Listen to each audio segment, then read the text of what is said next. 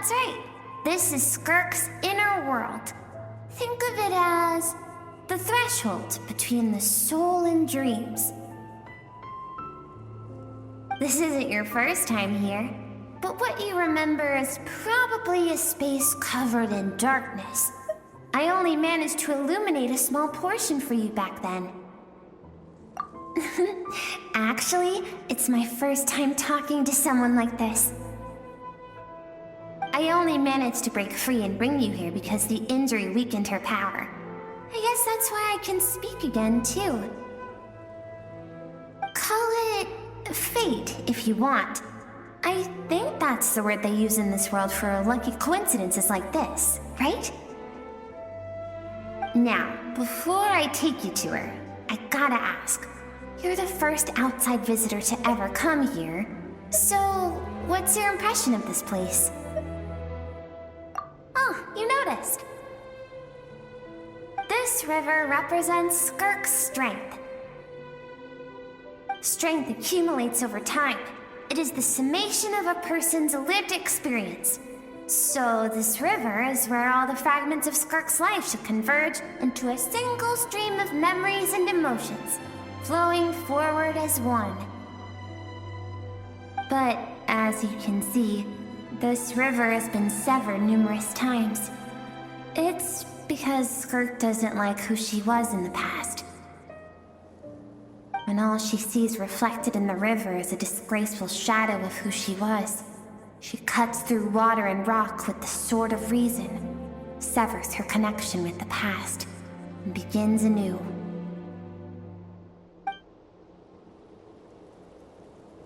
You must learn to shut out all the pointless emotion.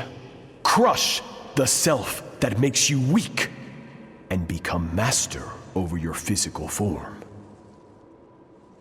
This isn't my first taste of failure or losing power. When you fall, you get back up again and become stronger. That's how it is.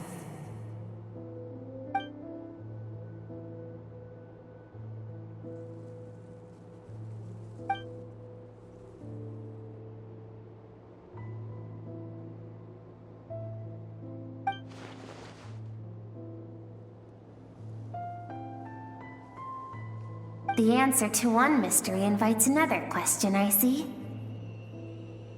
Let's follow the river upstream. There among the cliffs, among the memories etched into her heart, lies the truth of it all. Soon, you'll understand everything.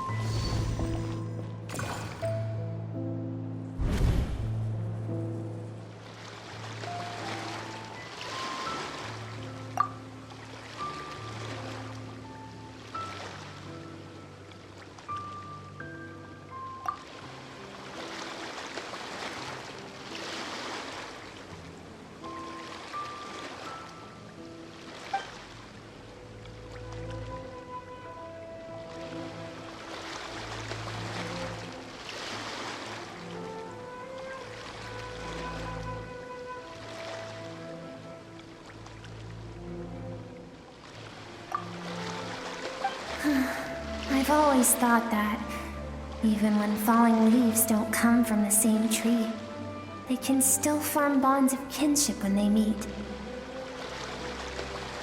Like meteors, you both made a journey through the stars. Both travelers who have landed on a planet that is not your home. Yet, when she first noticed your presence, although she hesitated for a moment, she still chose to walk away, indifferent as ever.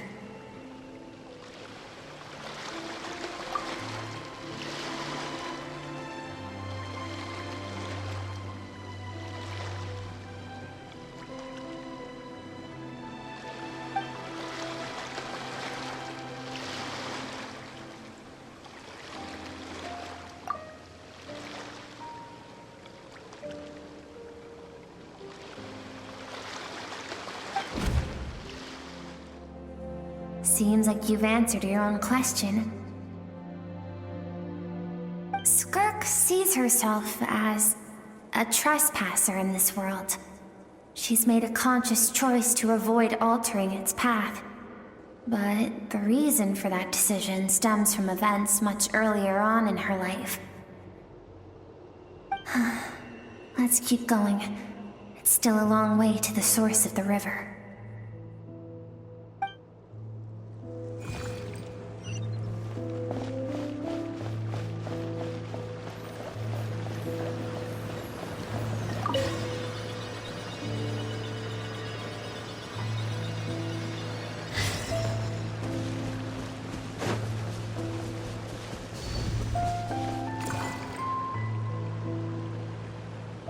You now have what it takes to wield immense power.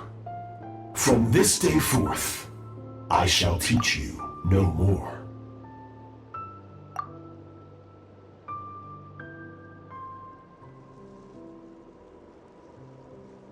No one can become a worthy warrior through imitation alone.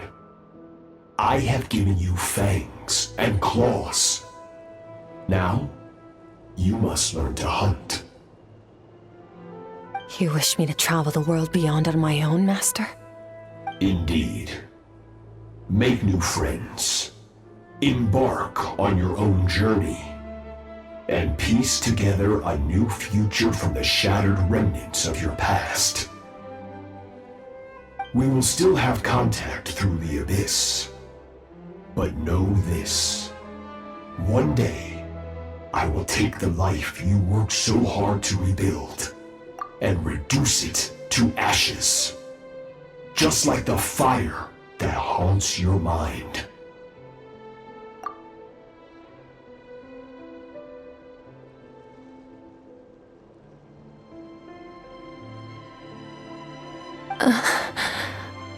Why do you do that? I have told you before, fear is the catalyst for human evolution. You have tasted loss. You have known fear, so deep it can be felt in the bones. But as living beings, we all have an instinct to detach from that which harms us. And thus pain dampens over time, and the acrid taste of fear becomes but a distant memory. Yet now, I have bestowed upon you the gift of fear eternal. It will drown you in the nightmare of your childhood, or it shall drive you to defeat me, whatever the cost.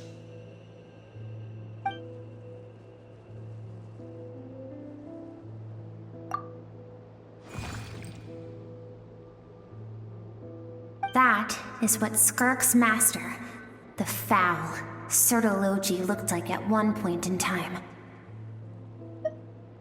Of course, as a higher being, physical form is a triviality to him. He could appear as a beast, a human, or even a monster that defies description. The form you see him in here, clad in abyssal armor, is the one he usually wears when traveling through the stars.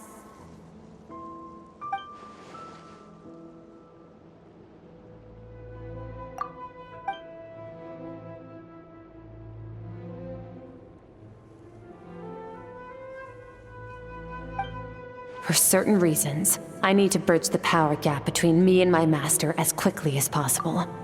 But first, I need to understand the source of his strength.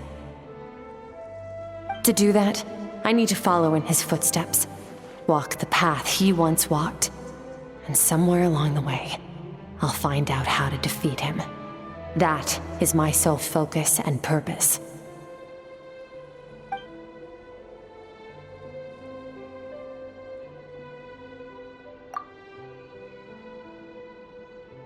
I'll let you in on a little secret. The real Sertologi is terrifying. The scope of his power is impossible to understand until you experience it firsthand. It is absolute, the power to crush all things. Shall we keep going? Let's see. We're about halfway there.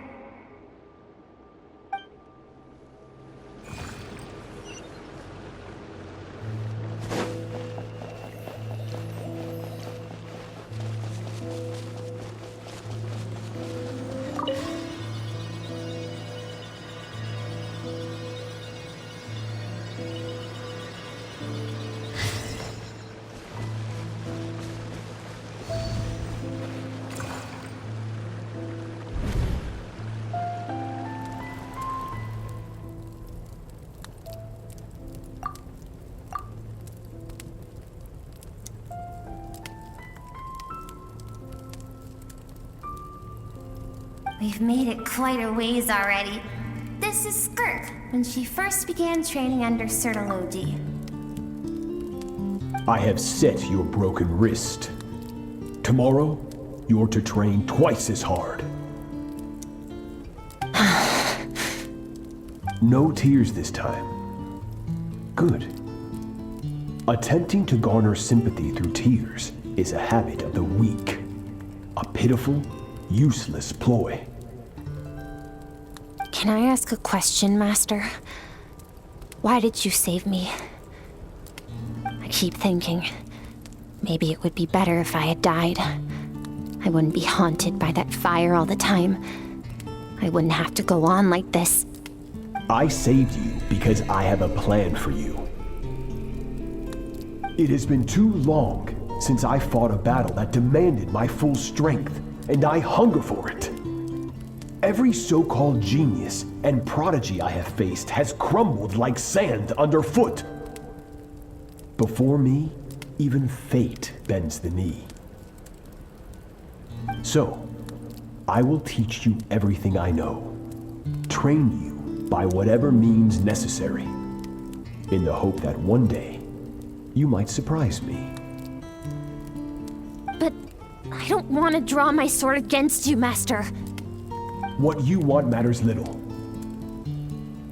Among the boundless sea of stars, the cries of the weak are but faint murmurs that disappear into the void. You of all people know that well. Yes, Master. From that day forward, all she knew was grueling training, emptiness, and fatigue.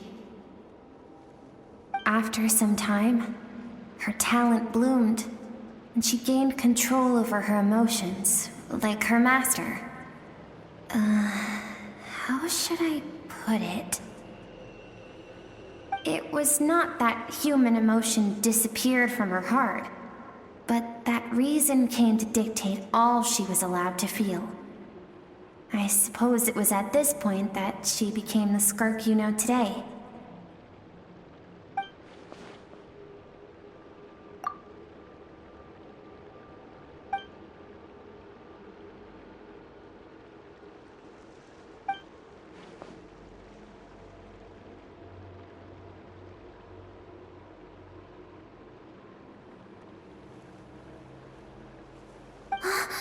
We're nearly there. I almost don't want to reach the end. Well, shall we? This is the final stretch.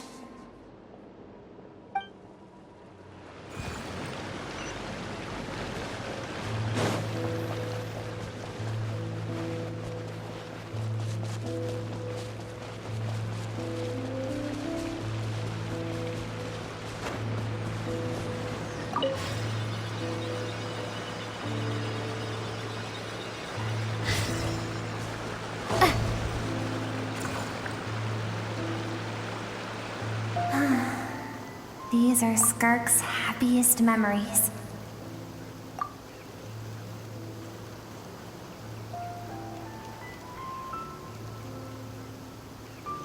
What a simple and carefree time it was.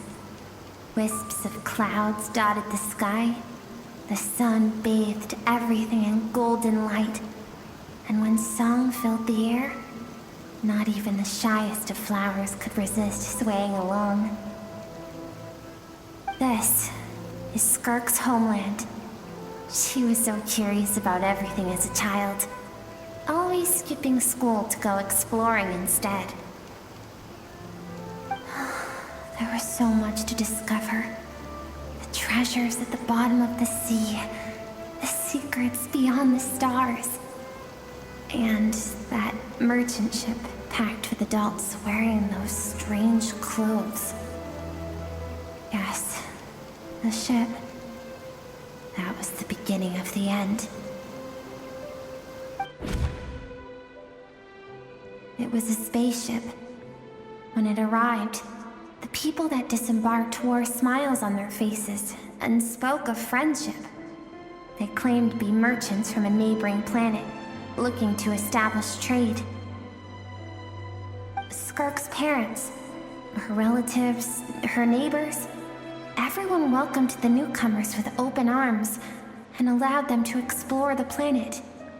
To them, the visitors were guests and should be treated with hospitality. No one had any idea of what was to come. Several months later, an army of unknown origin arrived without warning and carried out a ruthless campaign to destroy everything and everyone on the planet. Skirk had skipped school that day, like so many times before, so she was not caught in the immediate wave of destruction. But when she came home that day, only fire and ruin awaited her. Countless people cried out to her for help. People she knew and loved. Friends and relatives. The little girl who lived next door. The shop owner with the bad leg. The bad-tempered teacher she had made fun of just that morning. Their lives were discarded like worthless trash as the fire consumed one life after another. Skirk was helpless. All she could do was run. And so she did. She kept running until an unexpected figure crossed her path. If Sertology hadn't been there in that moment, the fire would have claimed her life too. And there she would have remained, left to rot in the scorched earth, with no answer as to why any of this was happening.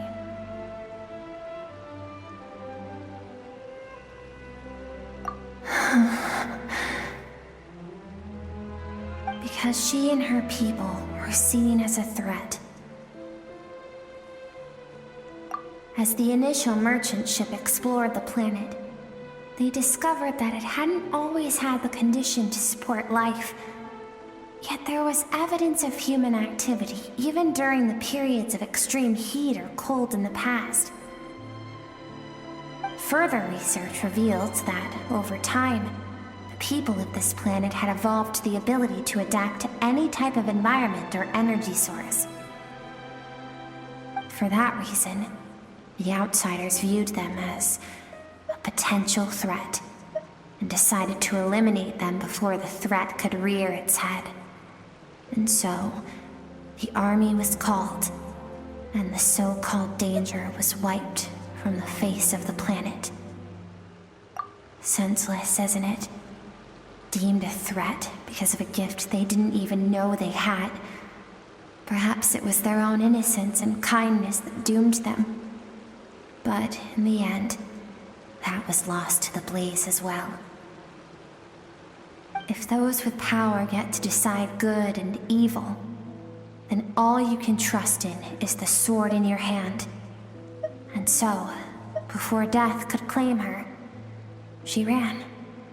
She ran and never stopped. No one wants to relive their most painful moments. Well, that brings us to the end of the story. This is as far as we can go. Skirk is waiting over there. For both of us. Let's go to her. It's time to fulfill my purpose. And my greatest wish over all these years,